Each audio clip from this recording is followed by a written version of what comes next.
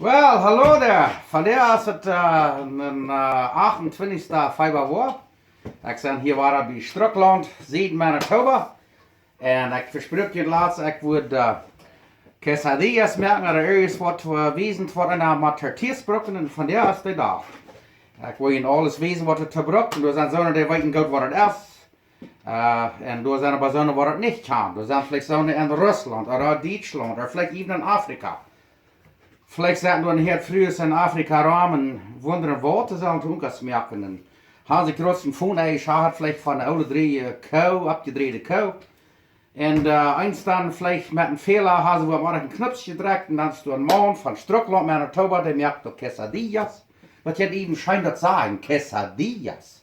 Auf die würde vielleicht kjeese sagen, kjeese. Aber von der Welt gewesen, wo jemand gemerkt hat. Ich weiß, wir sind so sagen, wo das weit wie sagen, okay? Dan darf je niet kijken, aber so wordt het interessiert.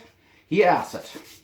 Het eerste wat je wil, we hebben hier de tortillas wat we laten smoken. En dan hier hebben we uitgelegd corn tortillas. En dan hebben we, van daar heb ik een chicken breast. Dat moet je dan bakvlees zijn. Wat is het bakvlees? Nou, weet ik niet. Bakken de heena. Maar die merk ik dan goed. Ik weet dat niet te wezen. En dan doe ik door een seppel bruinbroden. Dit is Mexicanische kjeese. Hier haben wir noch andere Kjeise, eigentlich gleich ein anderer Kjeise, vielleicht sind Mozzarella und Butter.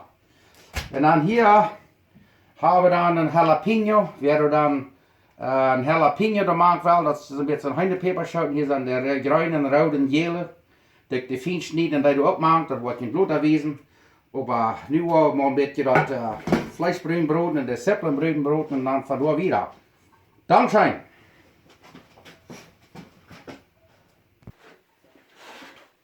Hallo, ich wollte heute noch einmal wissen, wer das erst nicht vernommen hat. Das sind die Mehltortillas. Hier sind Corn-Tortillas.